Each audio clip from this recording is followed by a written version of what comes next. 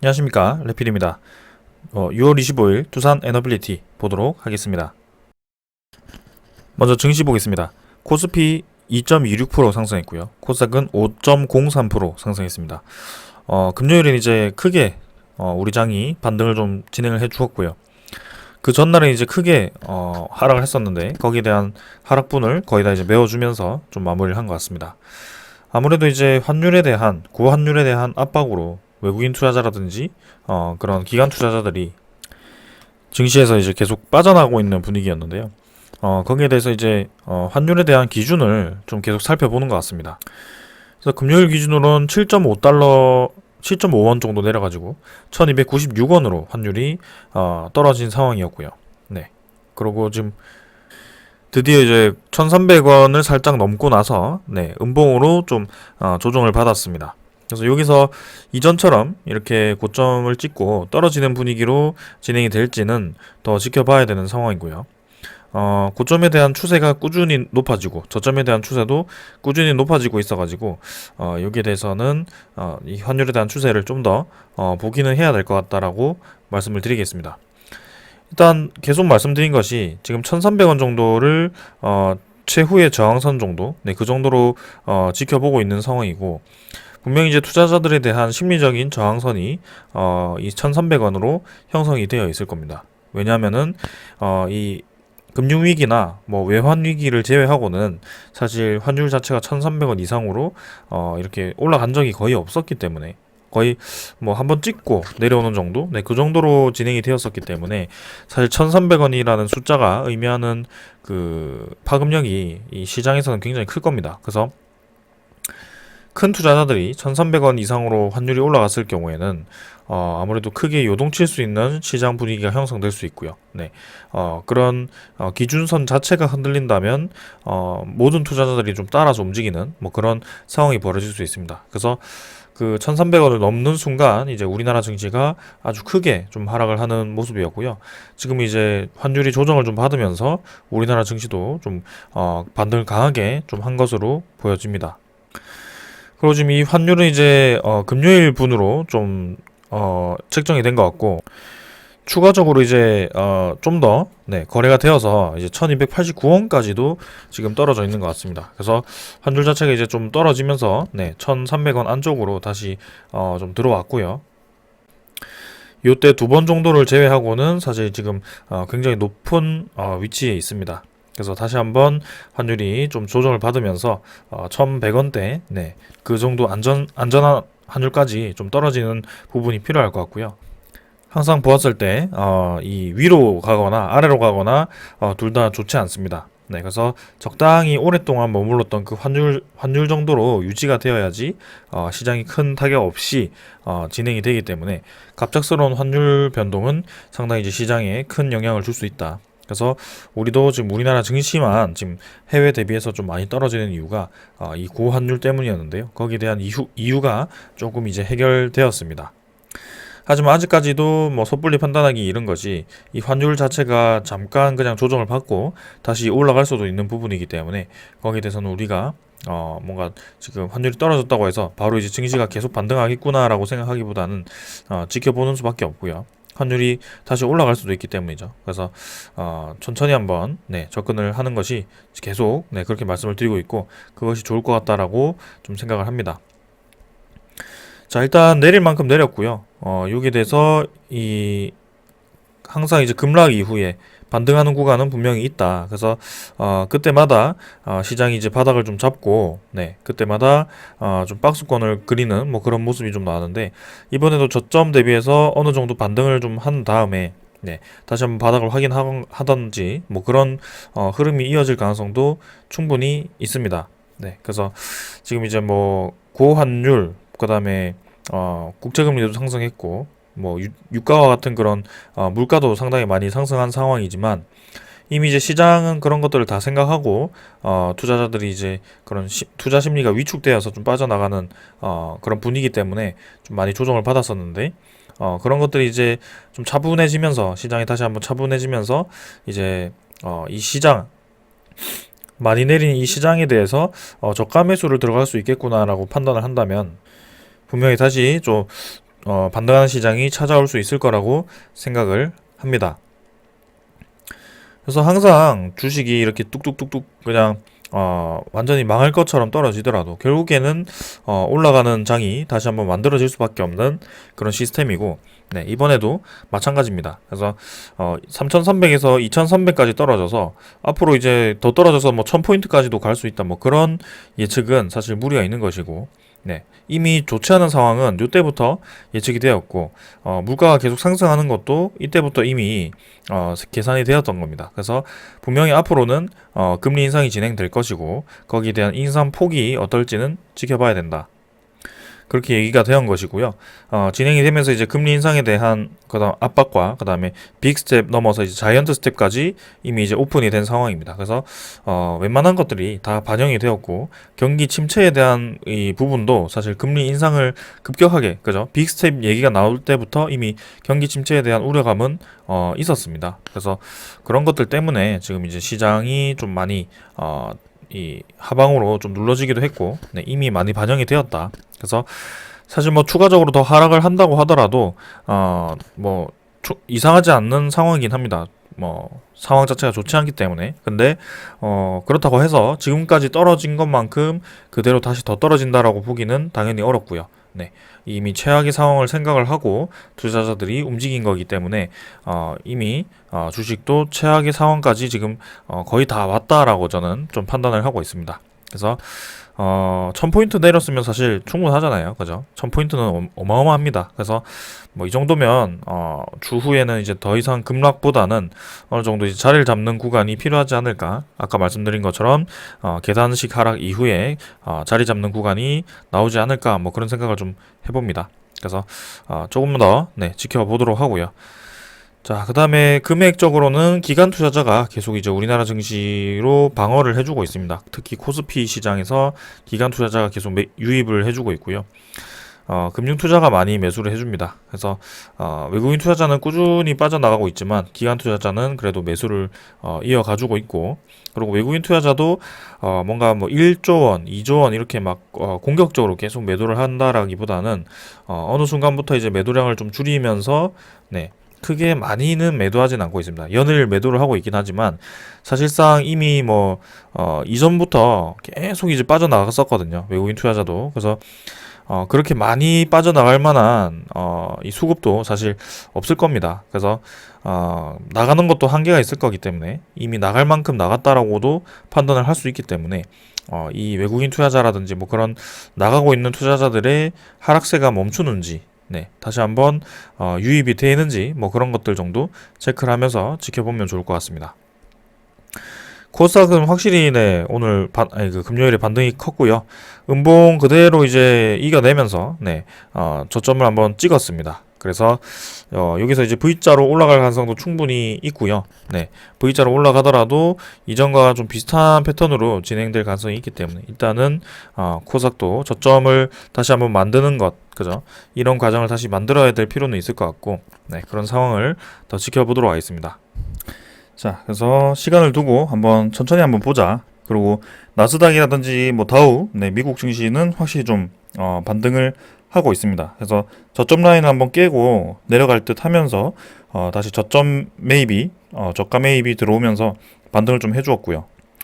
자, 이제 본격적인 저점 잡기를 들어갈 것인지 아니면은 또 올라가는 척하고 추가적으로 떨어질 것인지 뭐 그 정도가 있을 것 같은데요. 일단 시장 분위기는 확실히 좀 이 전주, 네, 그죠, 한참 내릴 때와는 조금 다릅니다. 네, 최근에는 좀 잘 버텨주면서 힘이 유입이 되는 것 같고요. 네, 다우도 마찬가지 반등을, 네, 저점을 찍고 좀 해주었습니다. 그래서 전체적인 시장 분위기가 네, 계속 내려가지만은 않고 그래도 저가 매입이 들어올 때가 지금 되었고요. 네, 거기에 대한 움직임은 더 지켜볼 필요는 있겠다. 환율은 떨어졌고, 그래서 네, 시장 뭐 지금은 네, 그렇게 진행이 되었고, 그 다음에 채권 수익률이죠. 미국 10년물 국채금리는 3.1%대로 계속 유지가 되고 있습니다. 그래서 뭐 크게 변화 없이 3% 이상은 지금 찍고 있는데, 여기서 추가적인 움직임이 있을지는 좀 더 봐야 될 것 같고요. 국채나 환율이나 지금 좀 안정적인 방향으로 가는 거지, 네, 당연히 시장에는 좋은 영향을 줄 수 있을 것 같습니다. 그래서 이 정도로 증시 보고요. 네, 종목으로 넘어가도록 하겠습니다. 두산 에너빌리티 보겠습니다. 50원 상승해서 0.3% 올랐고요. 16,950원으로 마무리했습니다. 시간의 가격은 17,000원 정도, 네, 50원 정도 더 올라서 마무리했고요. 거래량 자체는 뭐 전날보다는 조금 줄었지만 그래도 최근에 비해서는 아직까지는 시간의 거래도 많은 편이긴 하다. 네, 근데 차츰차츰 좀 줄어들긴 하는 것 같아요. 일단 오늘은 금요일 시장이 이제 코스피 코스닥이 굉장히 크게 좀 반등을 해 주었는데 거기에 대비해서는 지금 두산 에너빌리티는 크게 많이 상승은 못했습니다. 근데 이제 그 전날에는 오히려 이제 증시가 좀 많이 떨어지는 날에 5% 정도 이상 반등을 했었기 때문에 뭐 요 정도로 보합 수준으로 마무리한 것도 저는 나쁘진 않다고 봅니다. 네, 당연히 이제 시장 반등만큼 좀 같이 반등해주면은 더 좋았겠지만 지금 우리가 그 하루하루에 반등하는지 뭐 추가적인 하락이 있는지 거기에 대해 초점을 두는 것이 아니고 전체적인 방향을 잡고 계속하고 있는 거기 때문에 크게 중요하지는 않다. 그래서 지금 굳이 조금 집중을 해보자면 이제 하락 추세에 대한 그런 하락세가 멎어드는 것인가라는 그 정도만 체크를 좀 해주면 될 것 같고요. 일단 증시가 계속 떨어지면서 지금 네, 이틀 연속 상승에 한 적이 거의 없었죠. 6월 2일부터 해가지고 계속 떨어지기만 했습니다. 그러다가 드디어 좀 상승 같은 상승이 좀 나왔고 이때부터 이제 하락을 끝내고 연일 상승으로 갈 것인지 네, 그러면 이제 어느 정도 하락세는 멈추었다라고 볼 수도 있겠죠. 공교롭게도 이제 미국 증시나 뭐 전체적인 해외 증시 분위기도 지금 추가적인 하락에 더 베팅을 한다기보다는 어느 정도 이제 저가 매수가 들어오는 네, 그런 움직임이 나오고 있거든요. 그래서 우리나라 증시도 어느 정도 반등을 하지 않을까 거기에 대한 기대감도 있습니다. 네, 분명히 이제 환율에 대한 압박으로 다른 국가들 증시보다 좀 많이 떨어진 감이 없잖아 있기 때문에 실제로 많이 떨어지기도 했고요. 그래서 환율이 좀 안정화가 되었을 경우 급격하게 다시 저가 매수세가 들어올 수 있다라고 좀 생각을 합니다. 그래서 거기에 대해서 일단 차분히 한번 지켜보도록 하자라고 말씀을 드리고 싶고 거래량 자체를 제가 좀 초점을 맞췄는데 지금 뭐 하루 만에 1600만 주에서 500만 주로 좀 감소를 했습니다. 그래서 사실상 거래가 좀 유지가 되거나 아니면은 뭐 좀 증가를 해주면은 좋은 방향으로 좀 확신을 하겠지만 또 이렇게 거래량이 급감을 했다는 것은 아직까지 수급이 확실히 뭔가 강하게 붙지는 않았다라고 생각을 좀 할 수 있을 것 같고요. 뭐 퐁당퐁당 하면서 거래량이 증가할 때도 있긴 합니다. 네, 이때처럼 좀 감소를 했다가 다시 올라가는 그죠? 그런 분위기도 있고요. 그다음에 이때처럼 이제 점진적으로 좀 올라가는 분위기도 확실히 있습니다. 그래서 아직까지는 속단하기는 이르지만 네, 그래도 거래량이 네, 다음 주라든지 뭐 그런 정도의 또 1000만 주 이상 한번 실려주면 좀 좋은 생각을 할 수 있을 것 같습니다. 그래서 일단 뭐 증시 하락에 대한 하락세였기 때문에 거래량 없이도 충분히 저는 올라갈 수 있을 거라고 생각을 하고 있고요. 거래량이 필요한 때는 아마 요 정도죠. 네, 요 정도 매물에서 좀 치고 나가고자 할 때는 거래량이 좀 필요하지 않을까라는 생각을 해봅니다. 그래서 2만 원 정도까지는 네, 거래량 없이도 사실 야금야금 올라갈 수도 있거든요. 장 분위기가 좋다고 한다면. 그래서 일단은 지켜보겠습니다. 자, 그래서 지금 16,000원을 깨지 않고 유지를 하면서 네, 좀 반등을 시작을 했고요. 결국에는 이 골 모양이 좀 유사하게 진행이 되고 있습니다. 그래서 추후의 흐름이 어떻게 되는지는 조금 더 시장을 보고 상황을 더 지켜봐야 될 것 같고 지금 뭐 예상을 하더라도 거기에 대한 예상이 뭐 맞는지 틀리는지가 중요한 것이 아니다. 지금은 시장 전체가 어렵기 때문에 거기에 대해서 이런 어려운 시장이 끝나고 네, 거기에 대해서 타격을 눌러졌던 그 주가가 분명히 이제 싸다고 네, 인식이 될 때 투자자들이 적극적으로 매입이 될 때가 다시 한번 우리가 수익을 적극적으로 노려볼 만한 타이밍이다. 네, 그렇게 생각을 합니다. 그래서 일단 그때까지는 차분히 한번 지켜보자. 저도 최근에도 매수를 계속 했고요. 네, 분할로 지속적으로 들어가고 있습니다. 그래서 최하단까지도 지금 자리가 잡혔다면 네, 다시 조금 올라가는 구간에서 2만 원 밑에 그죠? 이런 18,000원, 17,000원 정도에도 충분히 좋은 매수 구간이 될 수 있을 거라고 저는 판단을 합니다. 그래서 이 밴드가 좀 더 커진 것이죠. 그러면 고점을 한번 2번 찍고 저점을 이제 2번 정도 찍으면서 다시 올라가는 뭐 그런 그림도 나쁘지는 않을 것 같습니다. 그래서 이 박스권에서의 지금 주요한 밴드는 딱 요 정도죠. 요 정도 중간 구간이 있고요. 확실히 그 중간 구간의 바닥 라인은 지금 18,800원 정도, 뭐 19,000원 정도고요.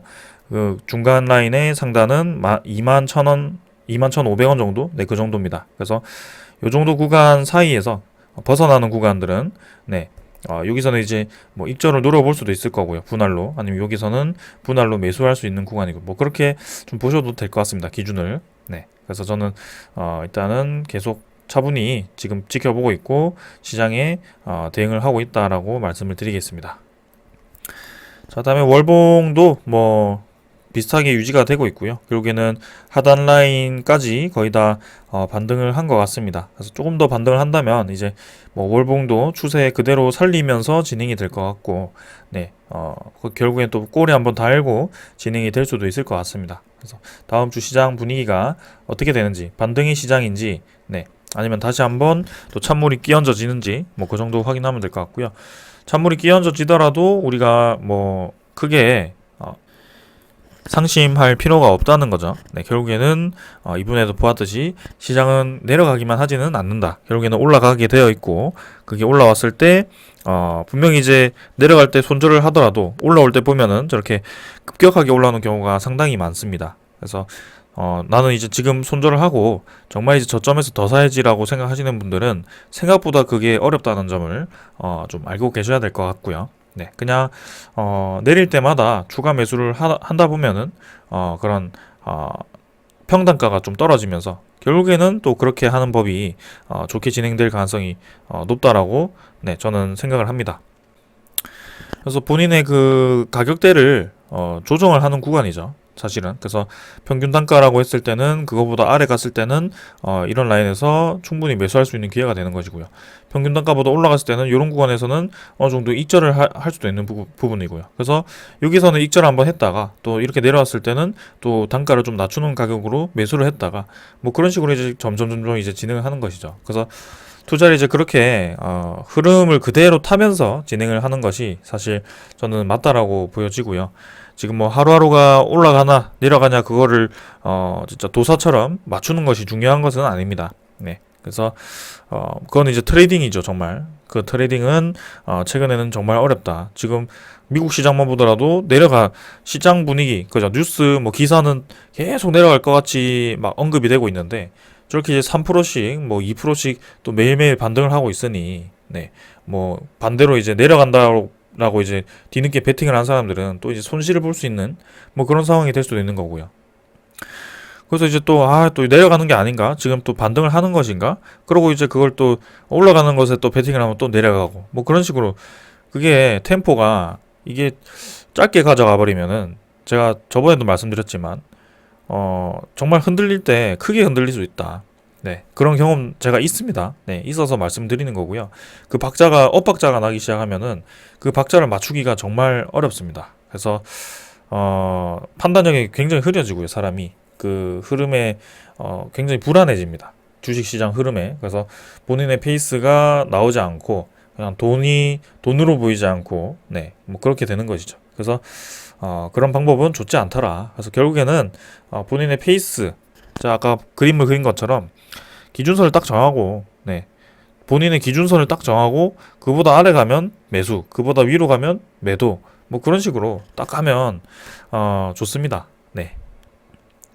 시간에 따라서 제가 우상향으로 그렸지만 사실 뭐 이렇게 내려가는 종목들도 있잖아요. 그래서 그걸 피하기 위해서는 기업적인 분석이 필요하고 그런 산업에 대한 트렌드 분석이 분명히 필요하다는 것이죠. 그래서 뼈대를 잘 쌓아 놓으면, 종목 하나를 잘 골라 놓으면 시간이 지나도 많이 내리더라도 결국에는 올라간다. 그렇게 말씀을 좀 드리면서 두산 에너빌리티 월봉도 마찬가지 이렇게 선을 그어볼 수 있을 것 같습니다.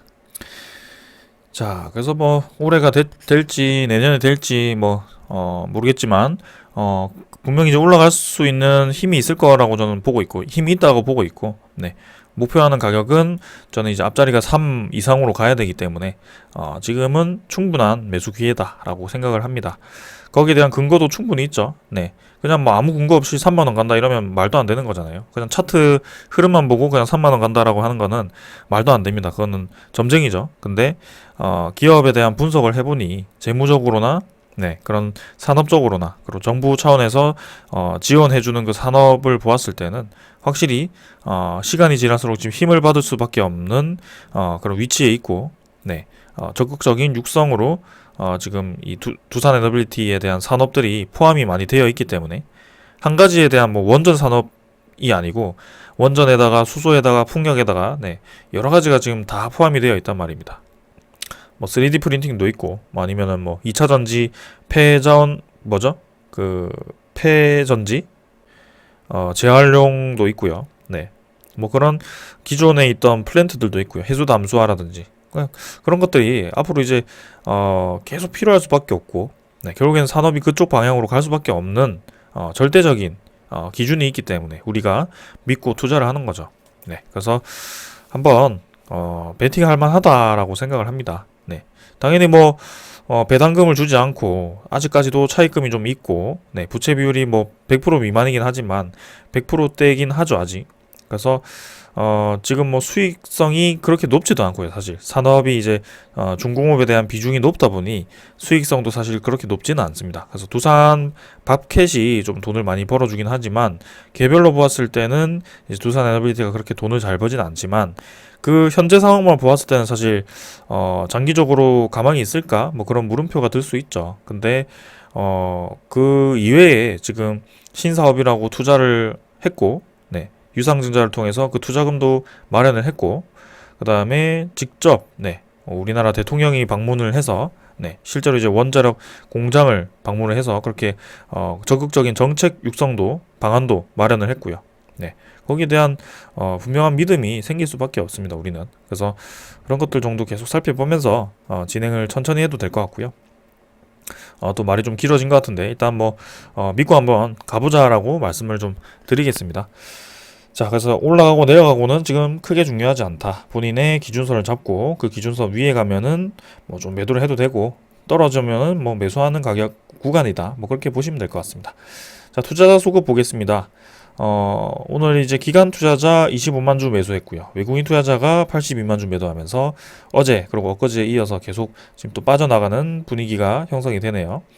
기관 투자자는 이제 금융 투자 4만 4천 주, 보험이 4만 2천 주, 투자는 이제 2만 주 매수했고요.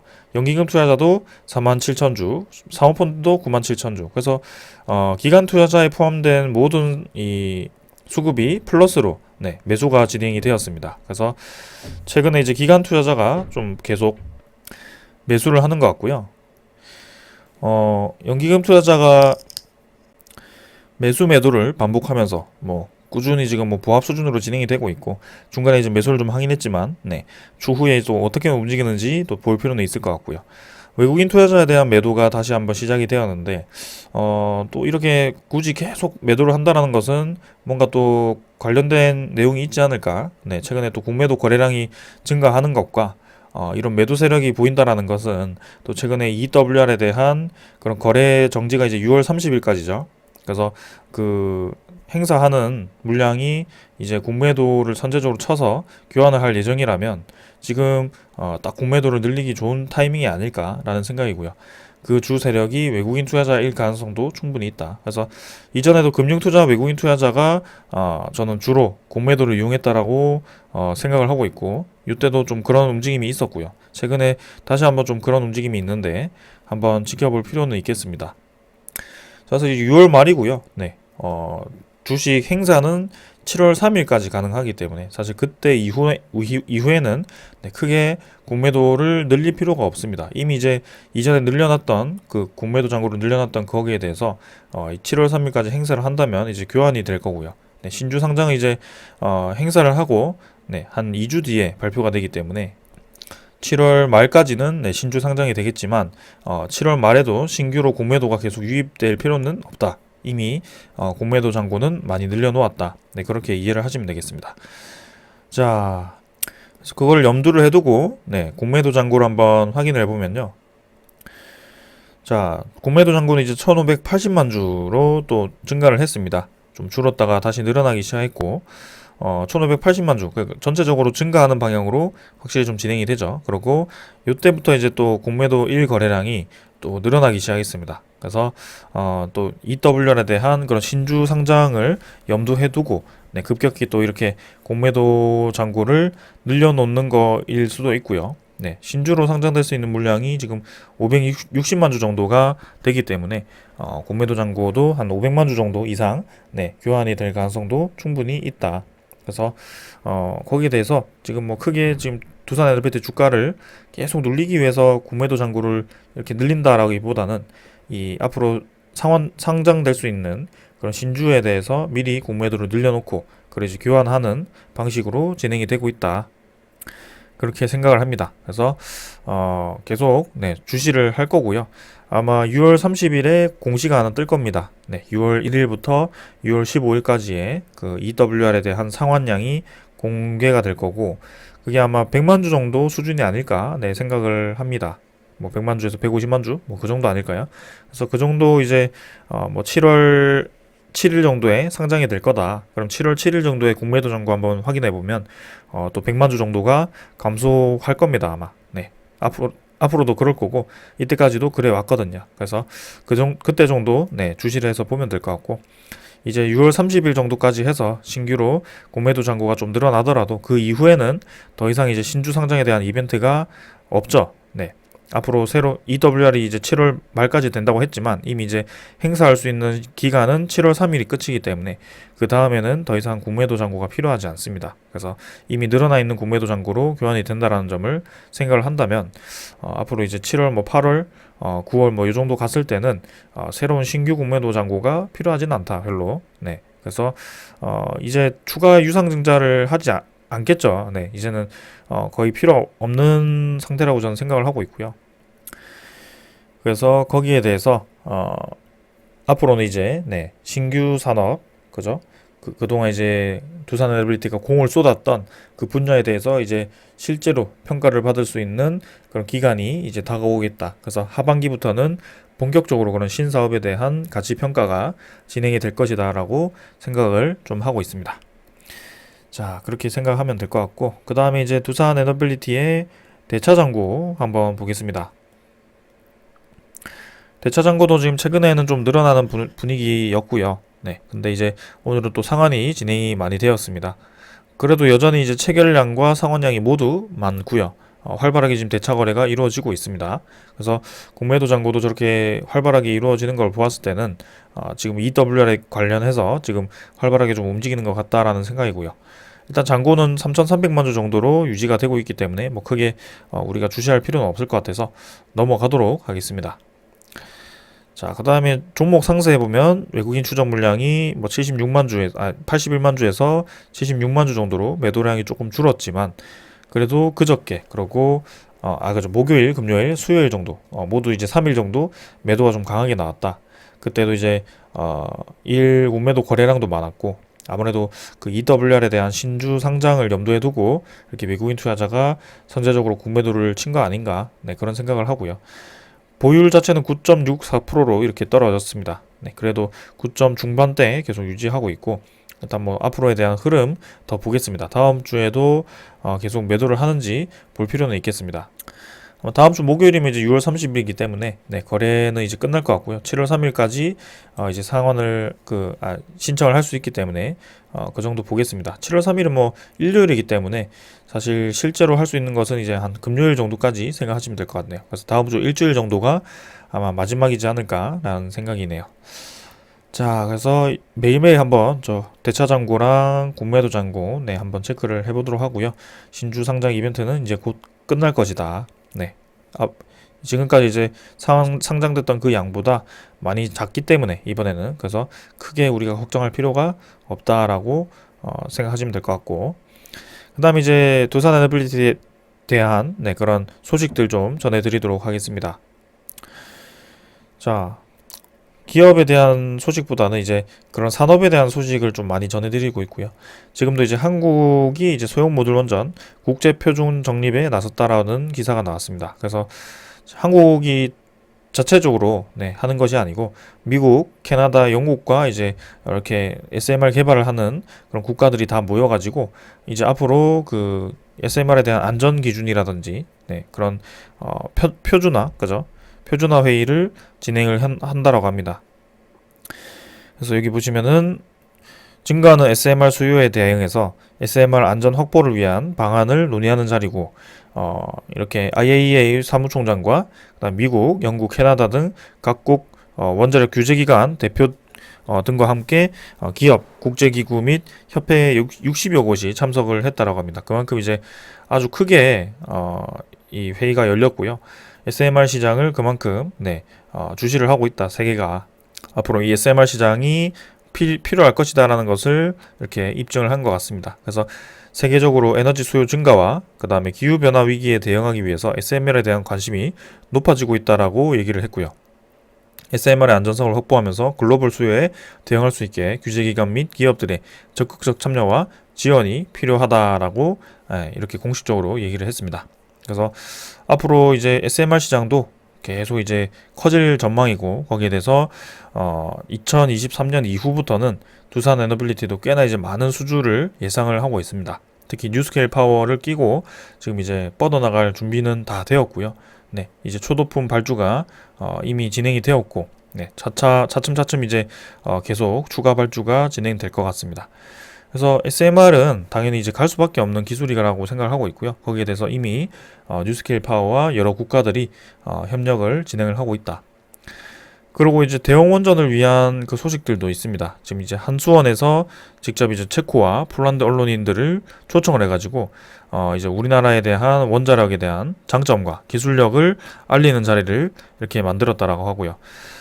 최근에 이제 대형 원전에 대한 그 수출 강조를 계속 하고 있고, 거기에 대해서 우리나라 자체적으로도 이렇게 좀 움직이고 있다라는 것을 볼 수 있었습니다. 그래서 뭐 고위급 관계자가 아닌 언론인이기는 하지만 서서히 이제 체코와 폴란드 쪽에 우리나라 이 원전에 대한 세일즈를 본격적으로 진행을 하고 있는 것으로 보여지고요.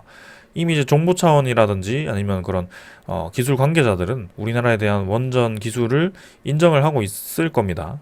그래서 1400메가와트급 모델은 이미 우리나라에도 벌써 이제 4기가 완성이 될 거고, 그 다음에 추가로 신한울 3, 4호기도 2기 정도 내칠 거고, 그 다음에 UAE에서도 지금 4개가 지금 진행이 되고 있기 때문에 이미 많은 케이스들이 있습니다. 그래서 체코라든지 폴란드도 충분히 이제 관심을 가질 수밖에 없고, 제일 이제 강조할 수 있는 부분은 타국가 대비해서 굉장히 싸다, 가격이 굉장히 싸다라는 것을 어필을 할 수 있을 것 같습니다. 하나 짓는데 5조밖에 들지 않으니까 피할 이유가 없죠.